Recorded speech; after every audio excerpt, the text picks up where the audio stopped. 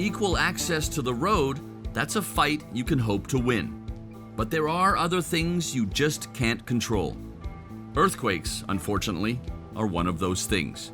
And here, they're also a part of daily life. The quake that changed everything in September of 1985 left profound scars on the collective memory and on the city itself. It killed more than 10,000 people and seriously damaged something like 100,000 buildings. The last big one in September 2017 happened exactly 23 years later, to the day. But all neighborhoods are not created equal when it comes to post-earthquake help and reconstruction. And that's precisely what's happening in Santa Cruz, in the district of Xochimilco. When the earthquake hit, we were working in more central parts of Mexico City and realized that there was a lot of help over there and very little over here. In one damaged area in Mexico City, in the same day I found about 600 volunteers over there, and you could even choose like what type of food you wanted to eat. You know, there were people passing with pasta or tacos. And on the same day I came to Xochimilco and found less than 20 volunteers. Yep. Less than 20 volunteers for one of the regions that has suffered the most from this devastating earthquake. This made absolutely no sense to Emiliano and Pia. He's an industrial designer, she's an actress and a very involved citizen. Together with architects, urban planners, and strong-willed friends, they founded Reconstruir México, Rebuild Mexico. Instead of tearing down every damaged home, which seems to be a municipal trend here, they help rebuild houses with new and sustainable techniques. More than 80 people of various backgrounds are now part of the group.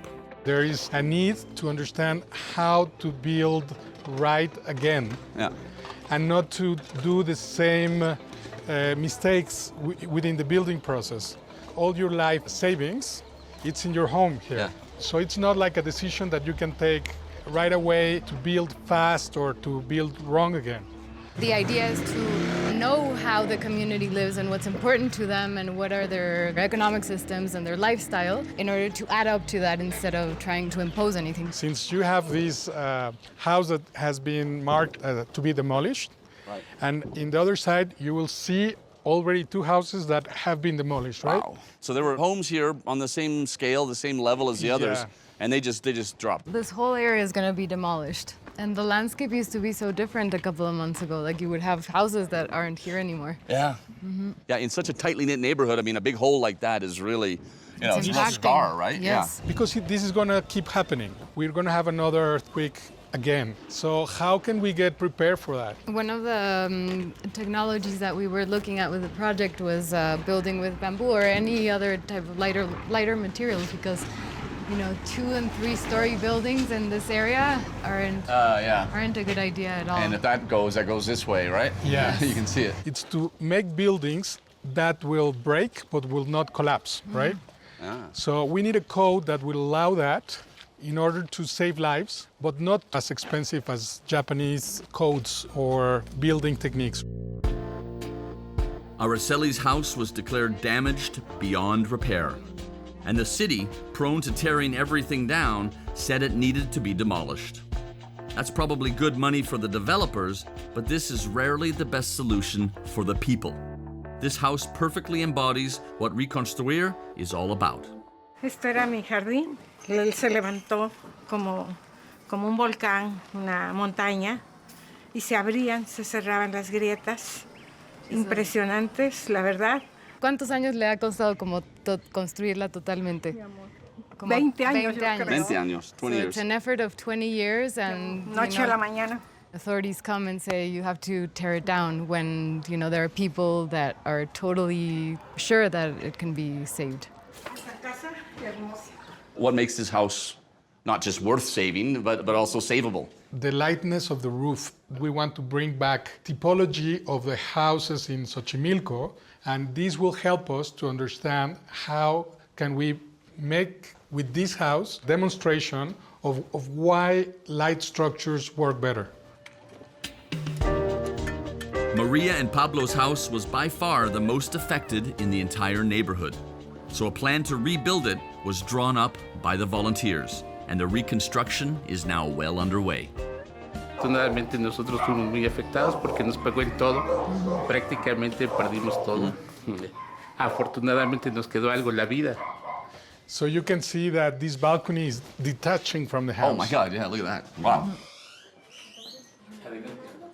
Esta casa es el trabajo de toda una vida, porque pues ahora sí que es toda nuestra vida que hemos trabajado, que hemos invertido en nuestra casa, pues para que nuestra familia esté bien. Nos dijeron cuando llegaron que era pérdida total, pero jamás entraron, lo dijeron, o sea, vieron lo de afuera.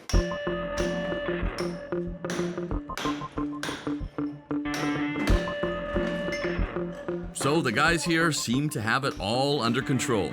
Even though I'm clearly a great addition to the team, duty called, to their great relief. Seriously. 1, 2, 3. Oh, good. The life-size city shines brightest when it appears in the most unlikely places. If I told you I was going to visit a self-governing, self-sustaining, almost car-free community, you might think I was talking about somewhere in Northern Europe. I am at the edge of Mexico City, and I am going to hear the most extraordinary story. Buenas tardes, señores. Buenas tardes. Hola, buenas tardes. This is where I have to pull in my my local fixer, who's going to translate for me. Laura, mucho gusto. Hola, hola. As I walk the streets of Yuguelito with Raul and Yolanda, as I see children biking around us, as I notice the tidiness of the streets and the liveliness of it all, it doesn't feel in any way like the place is a repurposed municipal dump, and a massive one. This is where they piled the debris from the 1985 earthquake. And that included, sadly, human remains that had to be removed. Raul, Yolanda, and about 700 families totally transformed this forsaken place a decade ago. How do you start? You have mountains of garbage and debris. I mean, and now you have a very flat community. Empezamos a hacer trabajo colectivo, la gente con su bote, acarreando la arena, acarreando el escombro, la piedra, todo esto para irla depositando de manera pareja. Tratamos de hacer un poco más plano el terreno. Sí, desde que llegamos aquí empezamos a vivir sin agua, sin drenaje y sin luz. Pues yo creo que como 6 meses aproximadamente, aunque ya era habitable, aún no teníamos servicios. They found this place with trash. You can live here, but 6 months to clean it completely and start to put some houses here. 6 months from landfill to community. This is not your typical informal settlement, like the ones I've seen all over the world. Here, the community has bought the land from the municipality. They're no longer afraid of being evicted. This massive transformation, however, wasn't only about land ownership. It went much deeper. Where there was a no man's land filled with garbage and debris, they've created a vibrant community. Here, people who had nowhere else to go got to build a home. Pues la idea es de que de manera conjunta pudiéramos resolver nuestros problemas de falta de vivienda en la Ciudad de México.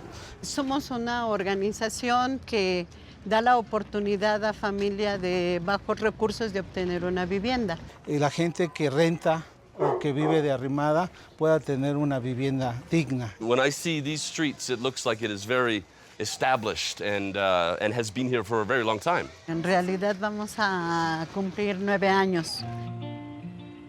This community of 700 families, that's about 3,500 people, is very organized, based on values of solidarity and direct democracy.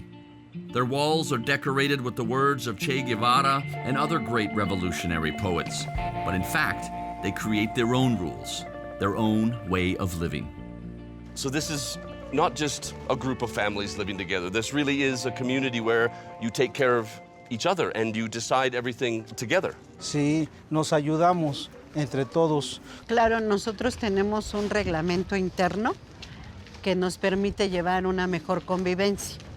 Aquella persona que no lo sigue y que viola una de esas reglas, obviamente tiene que ser no expulsada, sino se le retira su derecho a la vivienda. Es la Asamblea General como máxima autoridad la que decide cómo convivimos. La Comisión de Vigilancia, la que resguarda la seguridad de todos los vecinos. La Comisión de Salud, la que promueve campañas de salud, vacunación, y la Comisión de Prensa. It's really a community. I mean, they're taking care of the film crew and everything. There's a car coming. They're going, no, just back up, dude. The municipality didn't provide any services. The people of Yuguelito did it all by themselves. Electricity, lampposts, sewage, running water. I'm talking everything. They've installed a rainwater harvesting system. They sell potable water to surrounding neighborhoods. They have a small soap factory, a garden, and a farm, because many of the children have never left the neighborhood and have never even seen a cow. The community also provides activities for the children, a playground, a music school, a library, chess classes. And they also have a football pitch, and not a small one. Everybody is here. Es todos. Todos la comunidad. No, son poquitos. Sí, okay. It's fantastic. Préstale tu escoba. Okay. Ajá, sí. So, Okay, vale. Okay. Let's get stuck in there, right?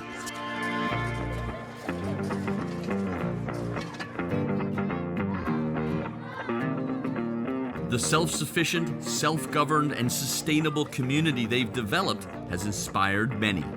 15 smaller communities have already implemented the Yuguelito model. There's even an apartment building version in the works, downtown. Yuguelito is a story of stubborn determination, and it could and should set a trend for the millions faced with a similar quest for dignity.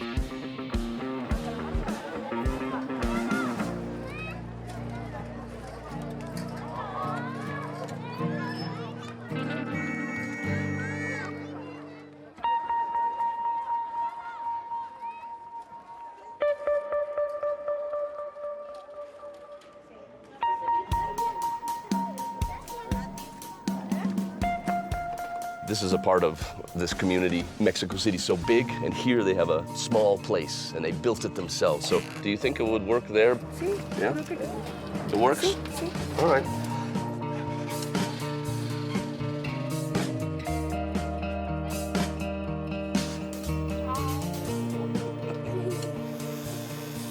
Adding Yuguelito to my urban map was a no-brainer. This community rose on the rubble of an earthquake, and the people here represent the amazing resilience of every citizen of Mexico City.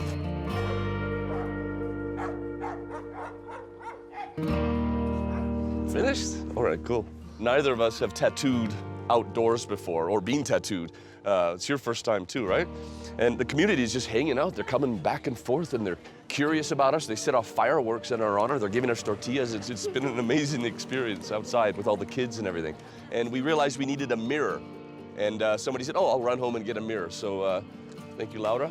I've got a mirror to look through. This is great. You want to hold it? This is the kind of place you want to take home with you in whatever way you can.